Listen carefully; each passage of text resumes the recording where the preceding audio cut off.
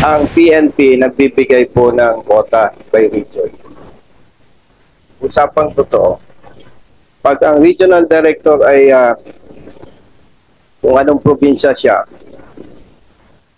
or may mga staff officer siya taga ibang probinsya, yung quota para sa Region 4, for example, na napapasukan po ng mga ibang applicants from different regions. Pumapasok po dyan yung bata-bata system.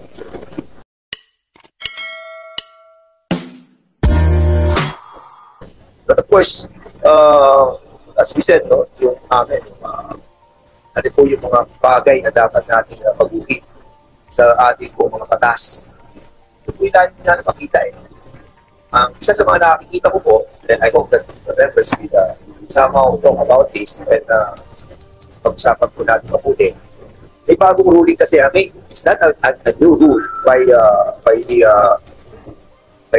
PNP, but it is an ongoing procedure para maging mas epektibo ang ating PNP sa bawat munisipyo, syudad at probinsya na kung saan sila po na-assign. A while ago, si The Chapis, I was able to talk sa silang na kanina. And now we talk about yung mga, well, may advantage at disadvantage yung mga police na taga San Juan mismo ang na-assign ay yung taga-roon. Pero advantage na taga-roon ako eh. So sa community service, napakaganda nun. Pero pagdating sa intelligence work, sometimes disadvantage. So we need to find out what will be some amendments on this procedure or rule that are being carried out by the PNP with regards to those PNP that belongs to that community. Like example, si Hilda, di ba? Ang kanyang kapatid, si Frankie, di ba? So naging interesado siya according sa affidavit, naging interesado siya sa kaso because hindi mo kapatid. So sama makikita niyo yung magkakaroon kasi ng talaga ng emotion dahil nagkaroon ako eh.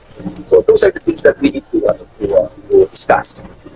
And basically, mabuti na namin mga members tayo dito na talagang galit sa servisyo dahil si Congressman Ako, si Congressman Cosita. Like, wala mo pinag-aunali sa presence of Congressman Abante, Congressman Paduano. Hindi naman po sila galit sa kapulisan, pero mukha po sila mga pulis. So, we'd like to acknowledge the presence of the Congressman Cosita, Congressman Paduano, and Congressman Abante. So, yun po yung ating pagpukusan ng mga bagay na talaga nakita natin na change. At natulong po nyo kami, PNP. You are able to talk to the GPN as well, hindi po nyo kami kalaman. Pero pag may nakita kami mali at hindi tama, wala pa po. At pag may nakita naman kami tama at mabuti, sama-sama po. So, yun naman po. At siguro po, I have said so much. We will proceed to the next item of our agenda. This is the discussion. For the information of the members, nag-submit po ng affidavit yung ating po mga members ng operation team. At basically sa mga affidavit po nila, meron po silang affidavit sa mga So, what is the document of the members first is affidavit? Question. Harvest.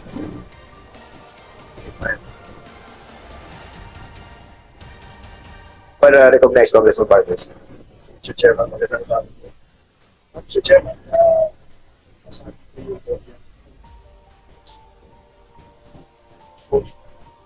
yung affidavits namin nila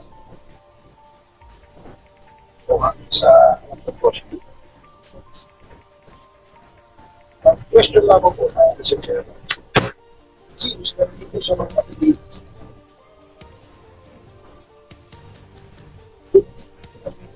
At sa pito na talaga. Natin yung mga i-analyze natin.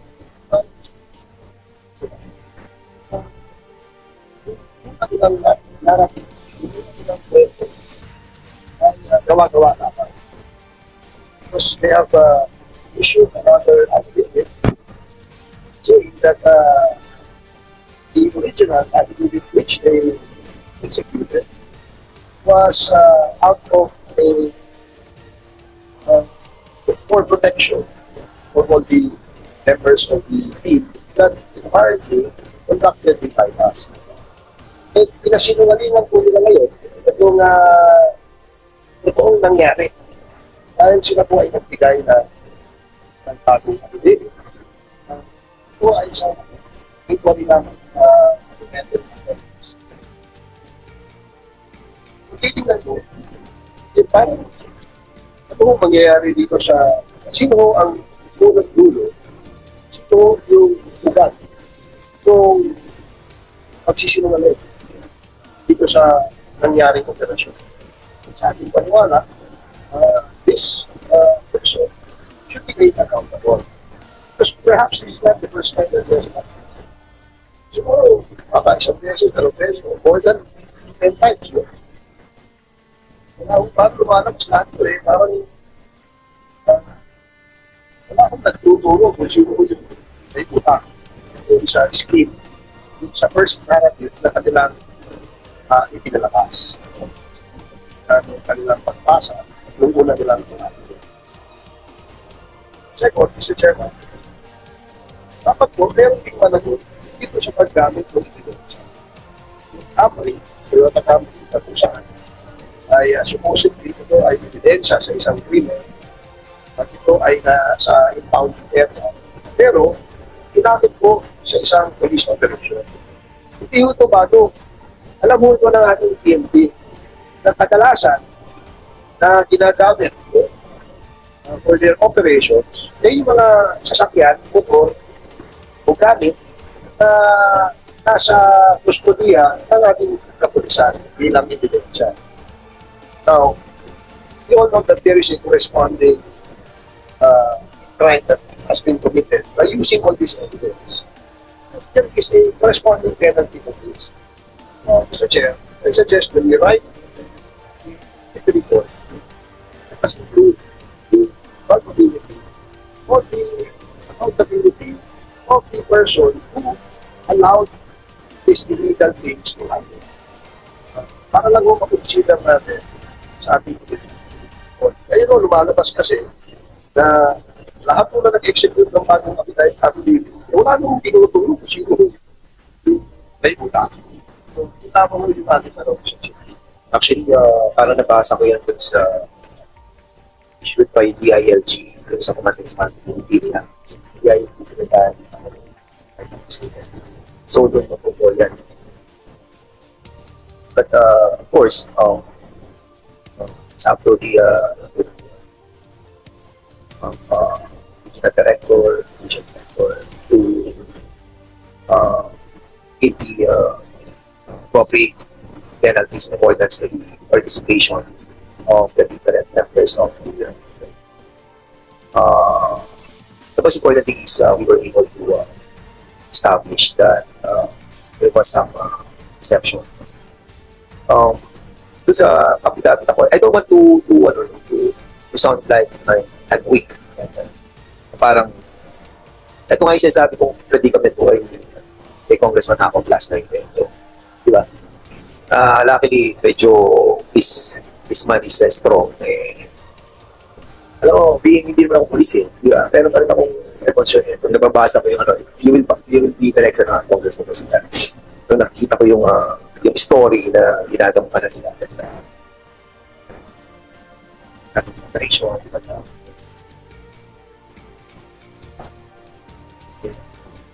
Parang sayang yung maupo niya. So, we have to go eat. But still, mali. Mali. Ano yung okay sana kung nagsabi na rin ito wala.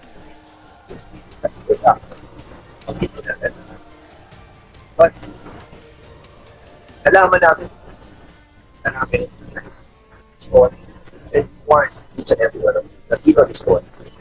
But still, nagsisimali kayo. But now that we have conducted the executive session and then pinatahan, Somehow meron ako sa part na gusto ko na and good. But on the other side of my say, pero biktima, may napi may nagawa ng masama. So, being a human being, I want to be as far as I can. And of course, hindi natin kailangan patatawaran yung nagawa. So, yun ang pinagagaling ko sa content na is really bad and you have closure. So, bago mo tawagin yung ba, siguro, wala ko ba magsasalita. So, pwede na tayo magsimula ng ating interpretation or wanted to ask questions. I think Congressman Cosita wanted to ask something. Right? So, Congressman Cosita, Thank you, Mr. Chair. Good morning po sa lahat. Mr. Chair, before my interpretation,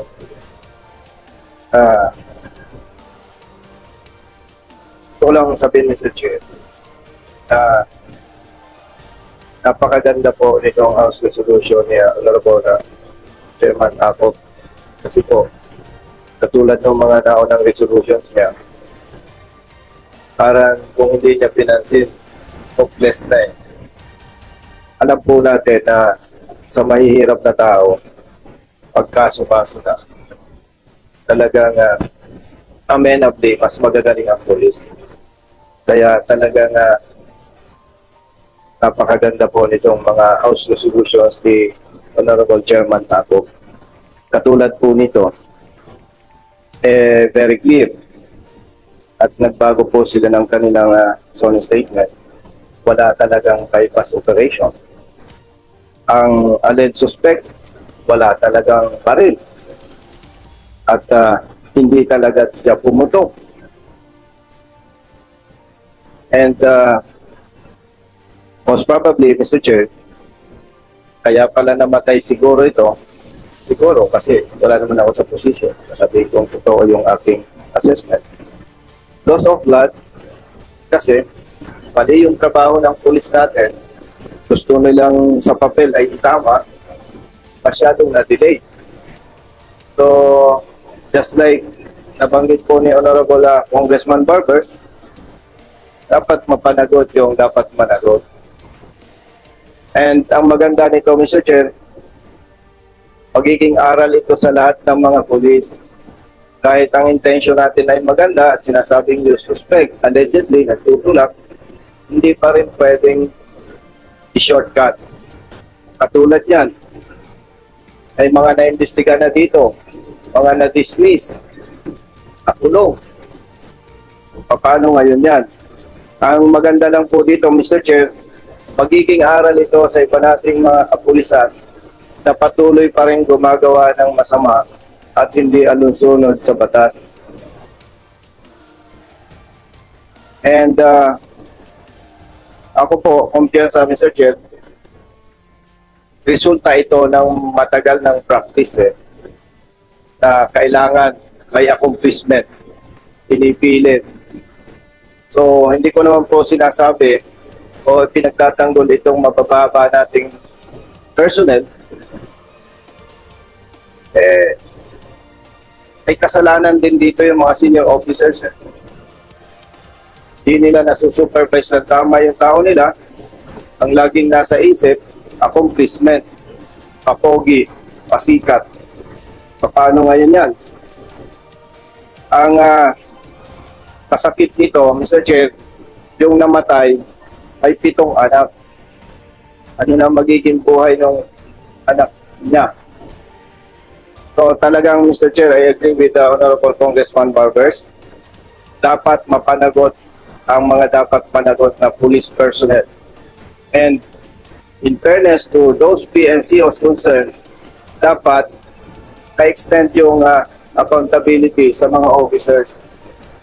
Hindi pwedeng i-sacrifice natin yung PNCO lamang. Unfair yan at matagal ng practice yan. Kagalingan ng pagpapalusot. So again, Mr. Chair, mamaya ko na lang po ipagpatuloy yung interpretation ko. Again, on behalf of kababayan nating mahihirap, katulad ko po, galing sa mahirap na pamilya at bata pa ako, nasaksihan ko na yung pang-aabuso ng ibang kapulisan.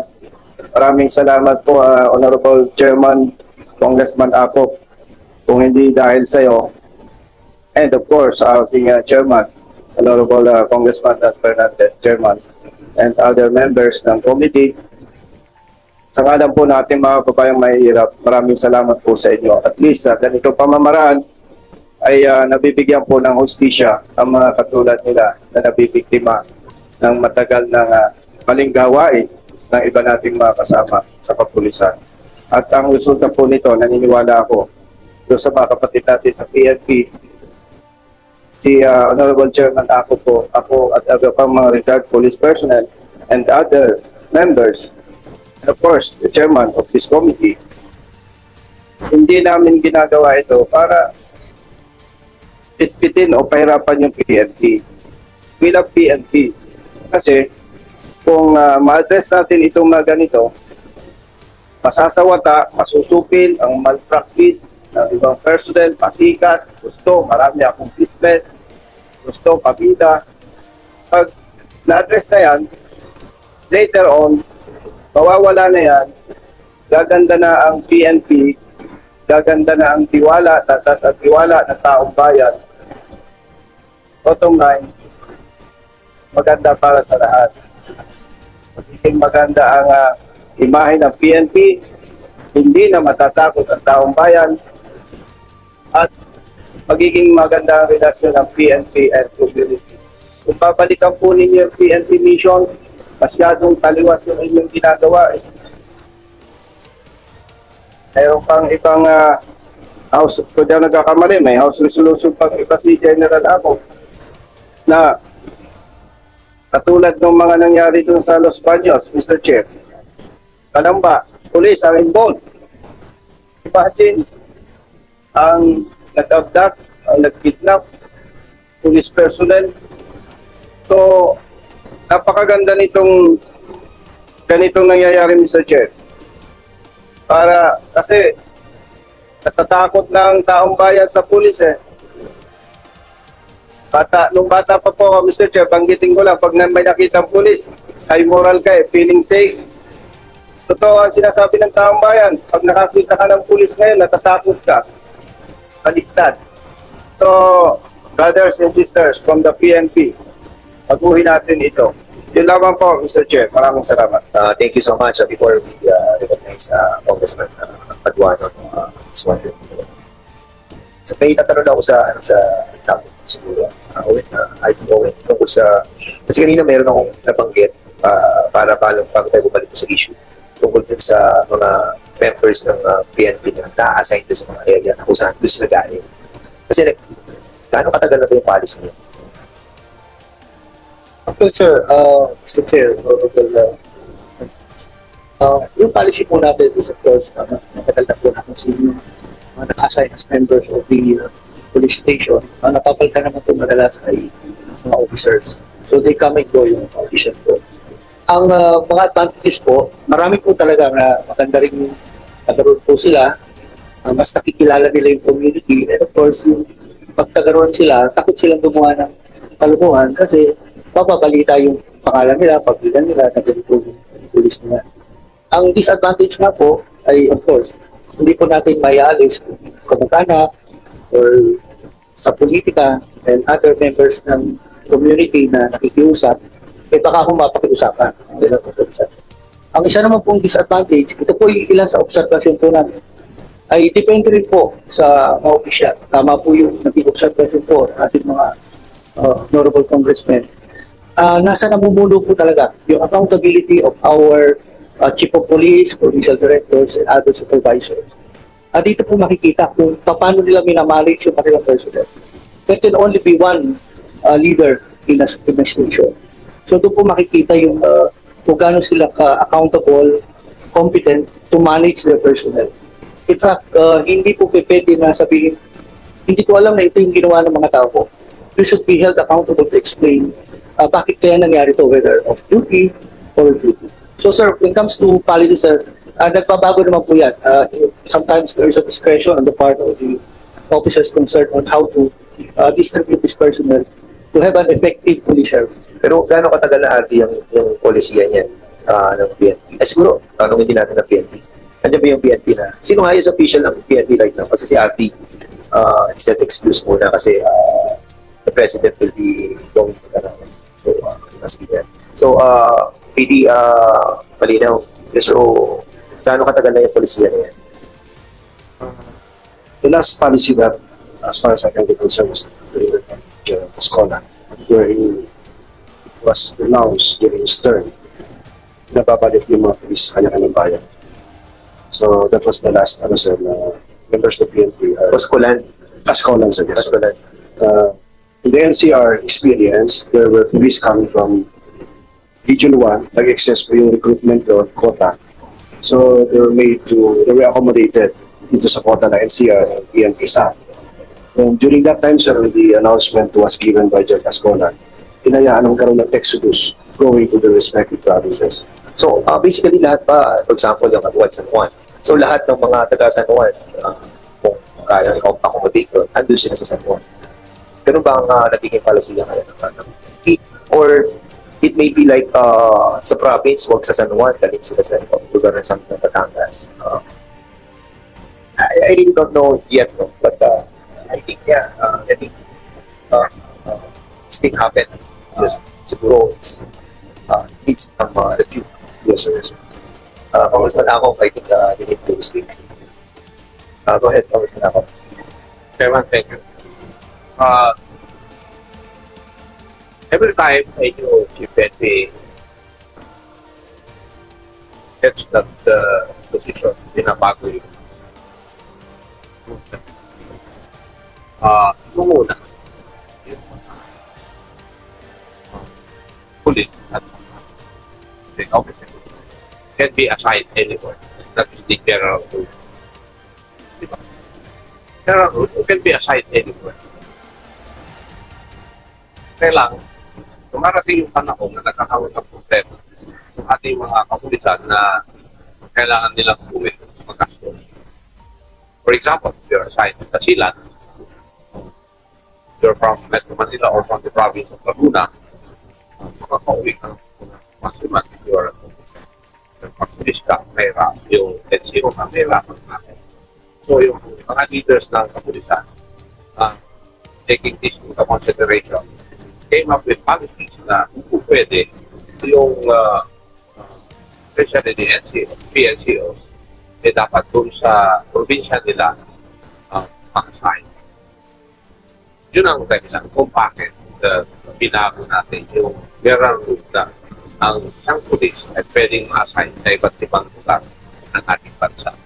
Now, for the officers, dahil sa kakulangan ng mga pwesto, sa dami ng opisyal, kasi ang general rule is that an officer is supposed to occupy different ladders of authority habang pataas siya. Dapat sa iba-ibang dito para he will gain knowledge and wisdom doon sa kanyang position. And as he goes up, talagang makikita mo kami na na-assign sa iba't ibang lugar ng ating bansa. We've learned na iba-ibang kultura ng bawat lugar. For those who have not been assigned in other areas of the country, hindi mo alam yung kultura dun sa lugar na yun. So matututo yung isang opisyal na nakibagay sa kultura ng bawat lugar ng ating bansa. That was the rationale na dapat ma-assign sa iba't ibang lugar ng ating bansa. Unfortunately, yun lang, the cost of travel, kasi kailangan naman ng mga pulis na umisita sa kanilang pamilya. So, in order to eliminate yung malaking expenses, nag-decide yung ating mga authorities na dapat sa probinsya nila kung saan sila nakatira doon sila assign. I think that was the rationale to share kung bakit binago yung general rule na ang police ay ma-assign dapat sa lahat ng ating bansa. Maraming salamat. And I think, Mr. Chair. General Ako, justified naman yung reason on why kailangan doon sila sa area nila. But unfortunately, may mga incident like this that need to calibrate yung policy na in order to make it more stronger yung polisiya ng ating And I think tama din kasi nga gastos, and it was also yung social skills ng relationship between the police and the asawa, di ba? Kasi kung masyadong matagal yung pag-iwalay nila, di ba? Because infidelity as well, nakakaroon ng dalawang. So, maraming ganun mga sitwasyon, and by doing that policy, somehow ay nakukorek natin yung problem na yun. But yung mga ganitong problem that also needs attention, must be corrected as well. Sige, Congressman proceed. The implementation of Congressman Busita is related to the issue of man. As of now, I yield to the Vice. Yes, okay, but because this is the time of Congressman Paduano, the good Congressman will, Mr. Chair, related po doon sa nabanggit ni Honorable Chairman ako. sige, go ahead. I'm giving you Yes. 30 seconds. Couple of Mr. Chair, minutes. akala ko kaibigan kita. Mr. Chair, nabanggit lang po ni Provincial Director Colonel Mariano Marlinaw yung quota. Actually, Mr. Chair, napansin ko po yan nung nasa service pa tayo. Ang PNP nagbibigay po ng quota by region. Usapang totoo. At ang regional director ay kung anong probinsya siya or may mga staff officer siya taga ibang probinsya, yung quota para sa Region 4, for example, na napapasukan po ng mga ibang applicants from different regions. Pumapasok po dyan yung bata-bata system. Kaya po ang nangyayari, yung taga Region 4, for example, hindi na-accommodate at ang mga na-accommodate galing sa iba't ibang regions. So meaning, doon pa lamang po sa processing ng recruitment sa PNP, nag-uumpisa na agad yung problema. Samantalang kung ma-implement strictly, kung Region 4 ang quota, 500, Region 2, Region 3, dapat strictly, mga taga-roon lamang po ang ina-hire or nire-recruit na police. Kasi hindi po pwede yung sasabihin kulang, kaya kumuha doon sa ibang regions. Hindi po totoo. Kasi ang liit lang ng quota, ang dami namang professionals, ang daming qualified applicants. Kaya, ano po yan sabi nga nung iba, chain reaction yan Siyempre, kung hindi ka taga Region 4, malakas ang loob mong umabuso. Samantalang kung taga-roon ka, maingat ka. Iniingatan mo yung pamilya mo, iniingatan mo yung pangalan ng pamilya mo, siyempre. So, Mr. Chair, nabanggit ko lamang po yan, dapat ma-implement strictly yung polisiya na kung binigay ang quota sa Region 1, sa Region 2, strictly, ang applicants, taga doon lamang. Frame naman po yun Wala akong nakikitang mali doon. So, yun naman po, Mr. Chair.